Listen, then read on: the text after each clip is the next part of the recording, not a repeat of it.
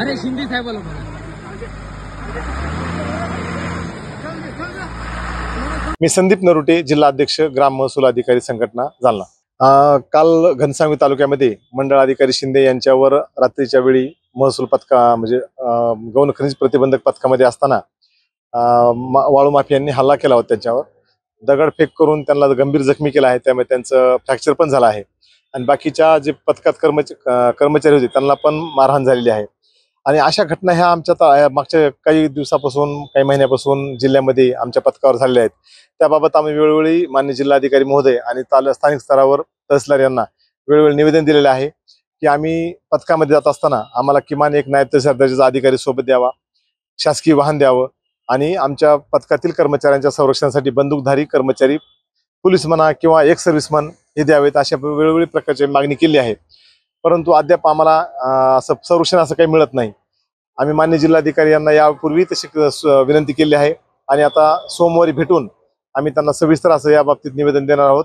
आणि जर का यामध्ये जिल्हा प्रशासनाने आमच्या मागणीची दखल नाही घेतली आणि आमच्या संरक्षणासाठी जर उपाययोजना केली नाही तर इथून पुढे आम्ही पथकामध्ये कोणताही कर्मचारी गौण खनिज प्रतिबंधक पथकामध्ये काम करण्यासाठी जाणार नाही.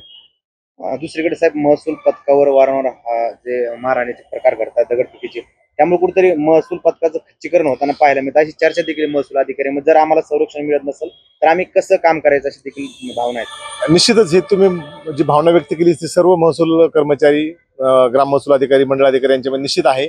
कारण त्यांचं कुटुंब आहे आणि ते कुटुंब आमच्यापेक्षा जास्त चिंतित आहे.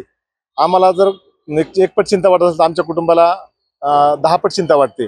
आम्हाला वाळूच्या ड्युटी जात असताना रात्री आमच्या कुटुंबातील सदस्यांकडून विरोध होत आहे, तुम्ही हे जीवघेणे काम करू नका, रात्रीच्या वेळी जाऊ नका, काय कारवाई होईल ते होऊ द्या, अशा पद्धतीचे आम्हाला घरातून एक प्रकारचा दबाव आमच्यावर आहे. तरी आम्ही अधिकाऱ्यांच्या म्हणण्याप्रमाणे आम्ही हे प्रकारे आम्ही गौण खनिज प्रतिबंधक पथकामध्ये काम आमचं कर्तव्य समजून करतो. परंतु माझी अशी प्रशासनाकडून रास्त विनंती आहे की आम्हाला या बाबतीत संरक्षण द्यावं, म्हणजे आम्हाला या बाबतीत चांगल्या पद्धतीने काम करता येईल आणि ह्या होणाऱ्या हल्ल्यामुळे जे मनोधैर्य खच्ची होत आहे ते मनोधैर्य आमचं खच्ची न होता आम्हाला चांगल्या प्रकारे काम करता येईल. देश विदेशातील प्रत्येक घडामोडींचे लाईव्ह अपडेट मिळवण्यासाठी आता साम टीव्हीच्या सर्व सोशल मीडिया प्लॅटफॉर्मला लाईक, फॉलो आणि सबस्क्राईब करा. तसंच सर्व नोटिफिकेशनसाठी बेल आयकॉन प्रेस करायला विसरू नका.